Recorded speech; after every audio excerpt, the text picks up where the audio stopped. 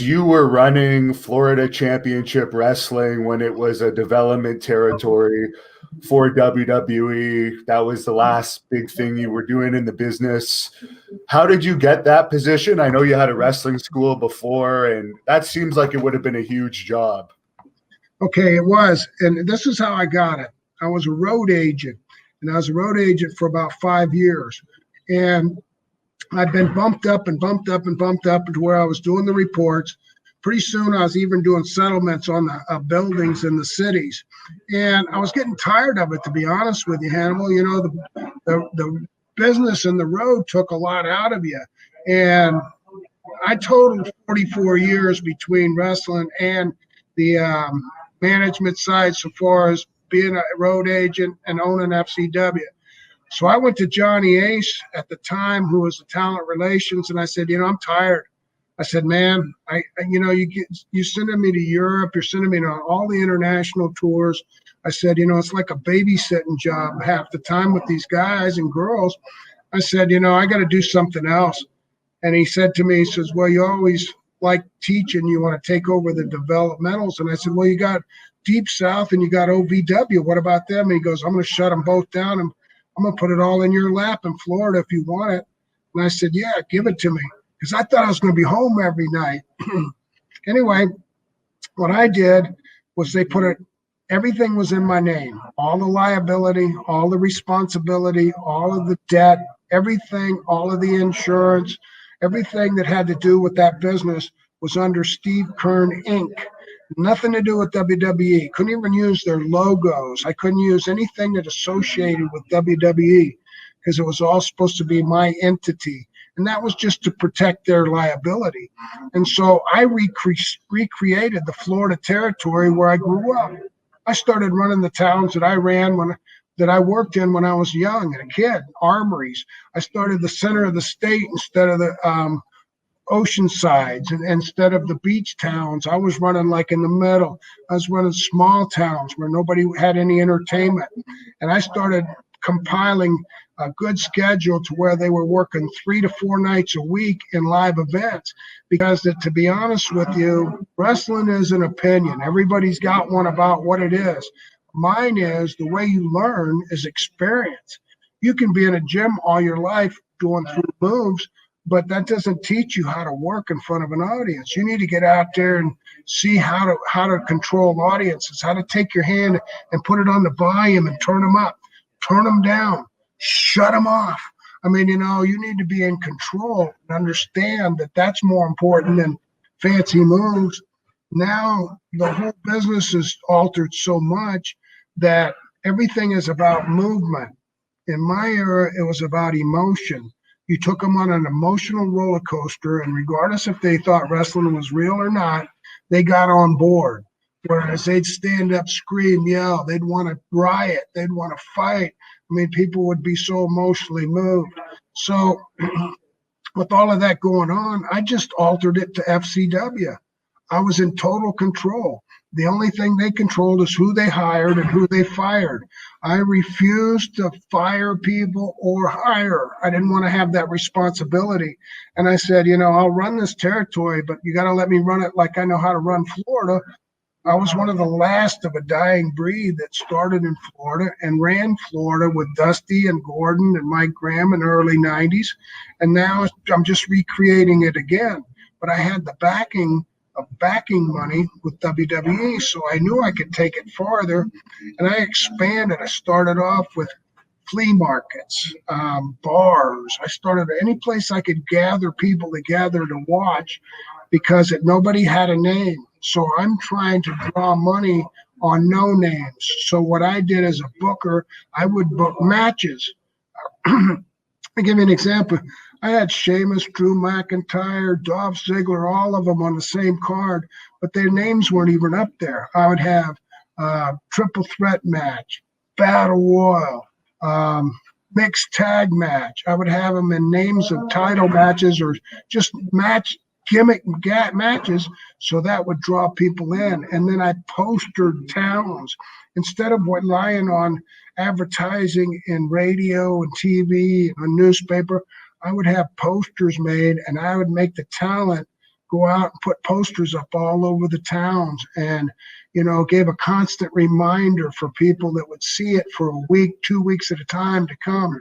And then by the time I got it going really good, pretty soon now we don't have to do as much because we had a reputation, and they were starting to get the fact that what I was doing was developing talent for WWE. And so it was a grind, and I worked probably harder than I ever worked in my whole wrestling career because I was wearing way too many hats. I was promoting. I was running the concessions. I was driving the ring truck and trailer because I didn't trust anybody to drive my truck. I mean, I was going to make appointments with people in the buildings because I was the only name they knew in Florida from wrestling and trusted. I was opening up armories in places that had been shut down by indie groups that were paying off soldiers not to let other indie groups come in. So, it took a lot of work, and then I built it up to kind of like a situation where Vince asked me to give him two guys a year, and I'll be satisfied. I gave him 18 the first year, like 38 the second year. The third and fourth year, I was in the hundreds when they were mowing through the talent that I would send up there left and right, but guys were getting opportunities. So I was doing more than I needed to do, but it caught attention. It caught the attention that it was all mine. It was in my name. Everything was owned by Steve Keirn Inc. And I think that, probably just my opinion again, but I think that they saw that, hey, this is a pretty good thing. Maybe we should take this back over and only spend more money and enlarge it. And that's what they did. And they asked me if I wanted to move to Orlando and still be a part. And I said, no, I don't want to live in Orlando. There's 2 cities in the state of Florida that I won't live in, Miami or Orlando. But I'll go back and forth. And so I worked for a year going back and forth. And then they just said, well, if you're not going to move to Orlando, we're not going to renew your contract. And I go, thank you. Thank you. I'm done. I'm burned out, man. I've had so much. I'm so tired of seeing poor talent get to a level thinking they're going to make it and get cut for no reason. I'm so tired of listening to people cry on the phone because they don't know what they did wrong. I mean, I'm a compassionate guy. And anybody that does what I do, I've got respect for them. It's like, to me, I used to tell guys that come in there to be wrestlers, is when you step foot over that door's threshold, you've got my respect for having the guts to make that first step. Now, that doesn't mean, you're going to be on the top of my list forever, but I'm not gonna mistreat you. I'm gonna treat you like I'd want to be treated when I started. And I got kind of put down a lot for being way too nice because I was compassionate with the talent. So that's, it might be hearsay. The last real star, I guess, WWE has been Roman Reigns, who was from FCW. What are your thoughts on him? And also, why do you think NXT hasn't really produced a star that's been able to eclipse Roman Reigns yet? Well, I think there's a lot of reasons, and this goes back to Steve's opinion. It's not a fact. But Roman Reigns was a second-generation wrestler. I had quite a few second-generation wrestlers. I had Harry Smith, Davey Boy's son. I had Jerry Briscoe's son, Wes Briscoe. I had Charlotte Flair. I had Natty Neidhart. I had, the Rotundo boys. I had the DiBiase boys. I had all these. Now, these are all friends of mine from my era. And so I'm kind of like watching their kids try to go through this. And I realize not all of them are cut out to be in the business because of political reasons, because of doesn't mean you can't be in the same business your dad was, but might not get to the level your dad was at.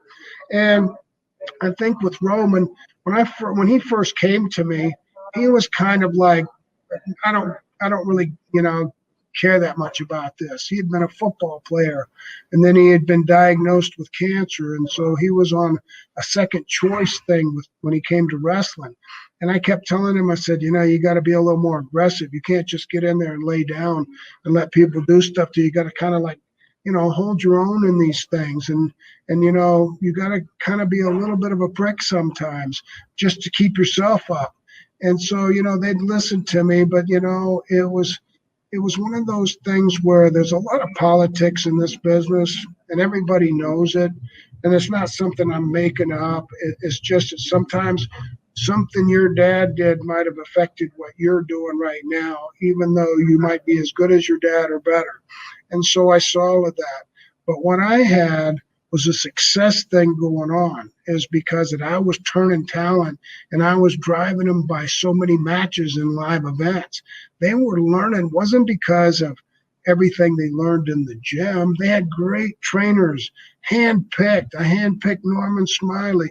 Tom Pritchard came with me at the beginning, but I handpicked Norman Smiley, Joey Mercury, Ricky Steamboat. I had Terry Taylor. I had all of these guys that were, that I admired because that they were similar styles to mine. We had the same kind of concept of the wrestling business, same respect for it, and they had great trainers. And the thing happened is all of a sudden they wanted bigger and more. And sometimes when you're trying to develop talent, it's not having a roster of 120 people in there. It's having a comfortable roster of like 50 to 60 people, and that gives them more work. A lot of times guys don't get developed as quick like nowadays is because they're not getting as much experience. There's only so much time to showcase, and there's only so much time to give people matches. And if they get on somebody and they like somebody, that means that they're there every week. And, you get tired of seeing the same guy, or they're not having the same drive, and the others are losing their interest. And you can see it in their performances when they go to the ring. They're not fired up. I tried to fire talent up. I mean, I made them pay their dues. And I was the only guy. I'm the last guy that made anybody pay their dues. Well, maybe it was just driving and putting up cards, being gone all day to the town that they're going to go to in 2 weeks and postering it. Maybe it was setting up the ring. Maybe it was tearing down the ring. Maybe it was cleaning up the building afterwards. But I made them all work. I made them all do every job that they don't think about in wrestling, all the way down from set up, tear down, clean up, put back, whatever it is, because I wanted them to respect all the people that it takes to get that show on. And I knew I was getting to them because one of the things when they took it away, they said, well, you won't have to do no more towns and poster no more things, and I'm going like, so that's your big reward to get them away from me? I said, you're making a mistake. They don't pay no dues. They're just going to come to work, collect their check. And, when you pay to be in the wrestling business and you have to do something as effort for you to make it, you're going to want it more. Thank you for watching the Hannibal TV. Please like this video if you enjoyed it and click the subscribe button to not miss any of our latest shoot interviews, match videos, or news updates. Support us on patreon.com for $1.99 a month to watch our full shoot interviews ad-free and help our channel grow. Follow us on Twitter at the Hannibal TV for instant updates.